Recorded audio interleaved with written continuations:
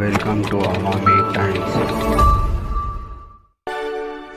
आज organisation for right of women की ओर से यहाँ पे आज़ाद मैदान में धरना प्रदर्शन किया जा रहा है। क्या मुद्दा लेकर के आप लोग यहाँ आए हैं, इस बारे में आप कुछ डिटेल बताएंगे? हाँ, वो मुद्दा है सेवानिवृत्त कर्मचारियों का, जो 2-3 साल से सेवानिवृत्त हुए हैं, पूरे अपने 30-30 साल की नौकरी करके अपने निवृत्त हुए, लेकिन आज भी उनको सेवानिवृत्ति की जो पेंशन मिलनी चाहिए, जो लाभ मिलने चाहिए, वो अब तक मिले नहीं हैं। तो आज हम 2 अक्टूबर गांधी जयंती के उपलक्ष्य में यहाँ उपोषण के लिए बैठे। वैसे तो हमने ये आमरण उपोषण के लिए परमिशन मांगी थी, लेकिन गवर्नमेंट ने हमें आमरण उपोषण की परमिशन नहीं दी और इसीलिए हमें साखड़ी उपोषण करके रोज़ 4 कर्मचारी यहाँ बैठेंगे। आज 4 कर्मचारी बैठे और कल बैठेंगे ऐसे, और नागपुर से हम 30 लोग यहाँ उपोषण के लिए विज़िट करने के लिए आए हैं। ये जो मुद्दा है बहुत बड़ा मुद्दा है। इतने सालों के बाद, आज इतनी उम्र होने के बाद, वैसे रिटायरमेंट 58 ईयर्स हो जाते हैं, उसके बाद उनको एक आराम की ज़रूरत होती है। फिर भी ऐसे समय अगर गवर्नमेंट उनको उनकी पेंशन नहीं देती है, उनके अधिकार नहीं देती है, जो कि सुप्रीम कोर्ट का निर्णय है, कोई भी पेंशन किसी से छीन नहीं सकता है, ये उनका अधिकार है। फिर भी 3-3 साल के बाद उन्हें अगर पेंशन नहीं मिलती तो वो जाएंगे कहाँ? उस समय में ऐसी ज़रूर होती है, कुछ बीमारियाँ पीछे लगती है, बच्चे अपने अपने कामों में रहते हैं, पैसों की ज़रूरत होती है। ऐसे समय अगर उनको दूसरों के सामने हाथ फैलाने की ज़रूरत अगर पड़ती है तो ये हमारे लिए बहुत ही शर्मनाक बात है। तो आज से हम ये उपोषण करने जा रहे हैं और हमारी जो मांगे हैं वो गवर्नमेंट की तरफ, सरकार की तरफ हम लेके रहेंगे।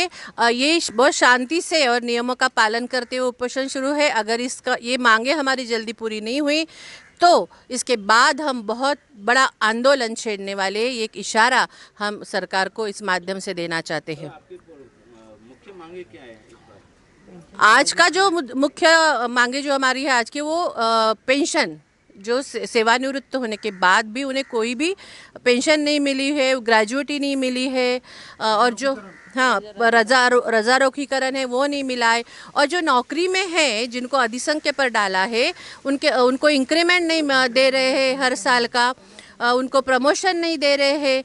तो ये अनेक हमारे जो मुद्दे हैं, लेकिन आज का जो मुद्दा है वो हम सिर्फ सेवानिवृत्त को लेकर ही उपोषण के लिए बैठे हैं।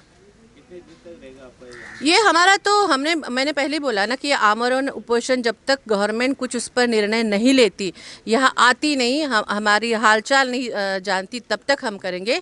लेकिन हमें कोविड का कारण बता के, नियमों का कुछ रिस्ट्रिक्शन है ये बता के, हमारे आमरण उपोषण को साखड़ी उपोषण में कन्वर्ट किया और सिर्फ 4 लोगों की परमिशन हमें दी है। हमें वहाँ जाने की भी अनुमति नहीं दी है। लेकिन फिर भी हमारे कर्मचारी यहाँ डटे रहने वाले हैं। रोज़ 4 कर्मचारी या उपोषण के लिए बैठने वाले हैं। अगर आपका मांगे जो है अगर पूर्ण नहीं होती महाराष्ट्र सरकार, तो आपका अगला कदम क्या होगा? हमारा अगला कदम बहुत ही महत्वपूर्ण रहने वाला। ये तो बहुत शांति से अगला कदम हमारा, हम जेल भरो आंदोलन करने वाले, रेल रोको आंदोलन करने वाले हैं, आमरण उपोषण तो करने ही वाले हैं। कोविड कुछ दिन तक रहेगा ना, लेकिन उसके बाद तो हम आज़ाद है सब कुछ करने के लिए। तो हमारा अगला कदम बहुत ही निर्णायक कदम रहेगा और इसके लिए पूरी अफरो की टीम, पूरे महाराष्ट्र उसके लिए तैयार है, जो भी है। अभी नागपुर से 32 लोग पधारे हुए हैं और आज का जो आंदोलन हो रहा है, यह सेवानिवृत्त कर्मचारी है जो है, आज 2 साल हो गए, उनको किसी प्रकार की कोई पेंशन नहीं है। आप समझ सकते हैं कि अगर 1 महीने या 2 महीने पेमेंट नहीं होती है तो इंसान की हालत क्या होती है। आज 2 साल हो गए, किसी प्रकार का कोई उन्हें लाभांश नहीं मिला, ना पेंशन मिली है ना ग्रेजुएटी मिली है। और जो सेवा में है उनको भी 2 साल से वेतन वृद्धि जो मिलती है वो भी नहीं मिली है। मेरा सरकार से यही कहना है कि 1995 में एक GR निकला था, उसमें इन सभी को संरक्षण दिया गया था, और संरक्षण देने के बाद में जब सर्वोच्च न्यायालय का निर्णय आया तो सरसगट सभी को अधिसंख्यक पद पर डाल दिया गया।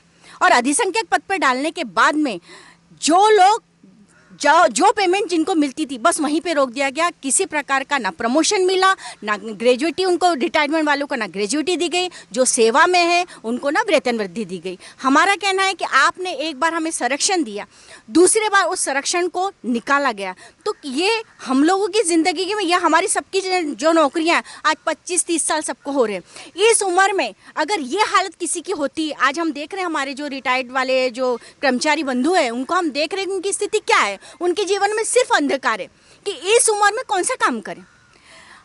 जो सरकार ने गाइडलाइन दिए थे उस आधार पे हमारे सर्टिफिकेट्स बने, और सर्टिफिकेट्स बनने के बाद में हमने सबमिट किया।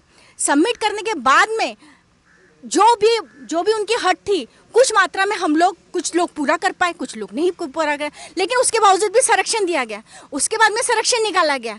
तो ये सब जो टप्पे चले वो सरकार की तरफ से चले, हमारा इसमें क्या गुनाह है? अगर हमको पहले ये सब सूचनाएं दी गई रहती, उस समय हमारी उम्र थी और हमारा जो आज की स्थिति, आज का जो उम्र है, उस समय हमारी 30-35 साल की उम्र थी, हम कहीं पे भी कुछ भी कर सकते थे। लेकिन आज की स्थिति में आप बोलोगे कि नहीं आपको घर बैठना है, तो आप सोच सकते हैं हमारी ज़िंदगी में अंधकार के सिवाय कुछ नहीं रहेगा। इसलिए मैं सरकार से निवेदन करती हूँ, यह आंदोलन हम ये शांति रूप से मना रहे हैं, शांति और कोविड का पूरा नियमों का पालन करते हुए कर रहे हैं। आज शांतता है, लेकिन कोविड कब तक चलेगा? एक ना एक दिन कोविड खत्म होगा।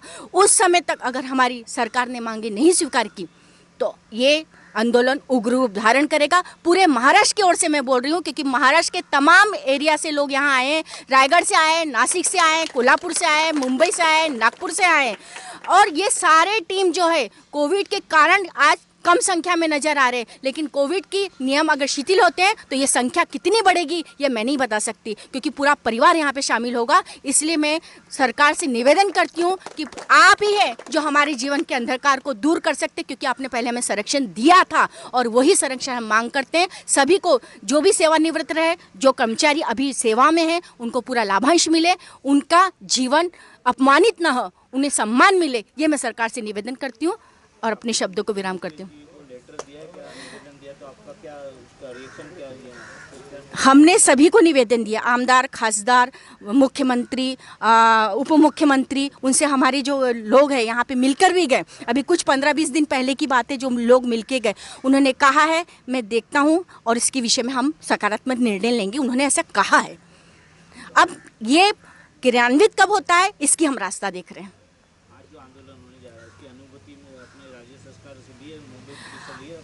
हाँ, मुंबई पुलिस से हमने लिया था, लेकिन जो हमारा आमरण उपोषण था तो उन्होंने कहा कि ये कोविड के कारण आप लोग वो नहीं कर सकते, तो उसको हमने साखड़ी उपोषण में रूपांतरित किया। हमने सरकार के सारे नियमों का अभी तक हम पालन करते आ रहे हैं। तो अभी 4 लोग आज़ाद मैदान में बैठे हुए, बाकी हम सपोर्ट करने के लिए बाहर हैं। तो हम कहीं भी नियमों का पालन नहीं करेंगे, ऐसा कहीं किसी का उल्लंघन नहीं होगा। धन्यवाद। सर, मैं यही कहना चाहूँगी, तो हमारी स्थिति बनाए रखी है वो बहुत ही दयनीय है, और अब हमारी स्थिति को सुधारने का काम भी सरकार का ही है। अगर सरकार इसको अच्छे समय से, कम समय में लेकर अच्छी तरह से नहीं समझेंगे तो वैसे भी हम मर रहे हैं, यहाँ आकर मरेंगे सर। बस मैं इतना ही कहना चाहूँगी सर।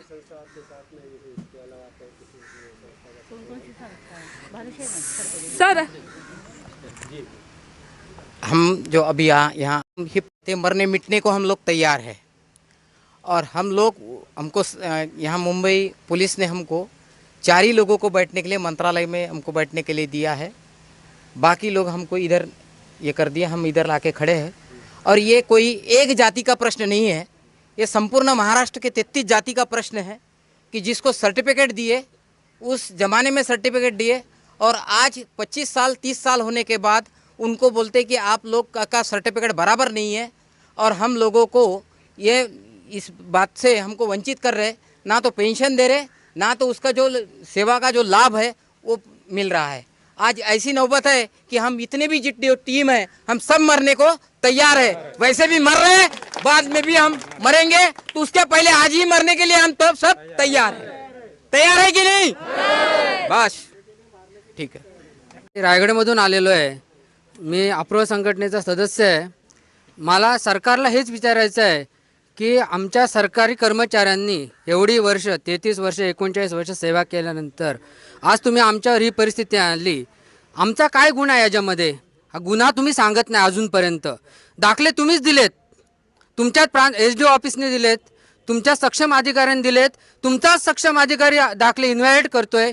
त्याच्यामध्ये काय थेरी आहे तुमची नेमकी? आमचा गुन्हा यामधील आमचा गुन्हा काय अजून सिद्ध करू शकले नाहीत. शासनाने अधिनियम 2000 काढला, त्याच्यामध्ये पण अनेक त्रुटी.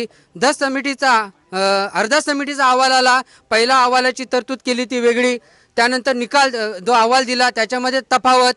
मला शासनाला हेच विचारायचं आहे की आजपर्यंत तुम्ही आमचा गुन्हा सिद्ध करू शकला नाही. गुन्हेगार असेल तर शिक्षा करा, पण आज आमचा कोणताही गुन्हा तुम्ही सिद्ध करू शकले नाहीत आणि वारंवार आम्हाला तुम्ही संरक्षण देऊ केलं. का संरक्षण दिलं?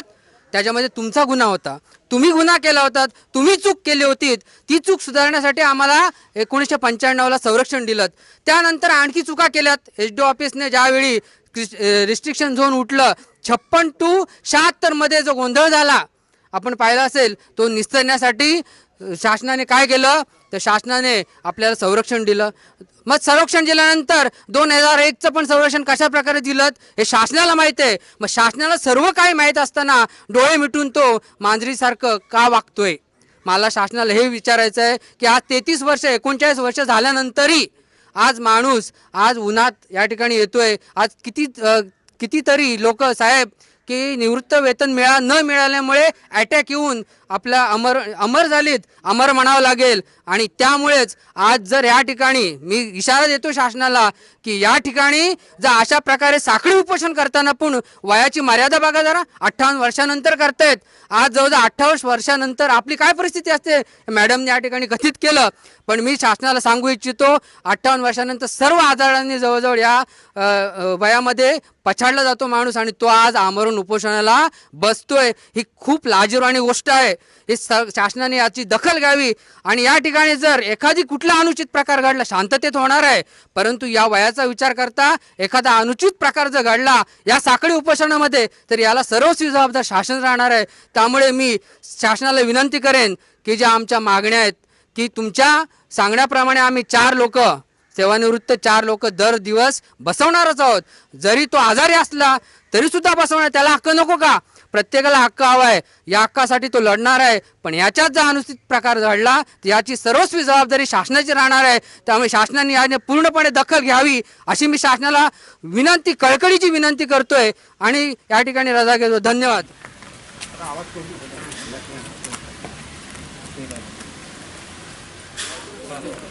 ठीक है.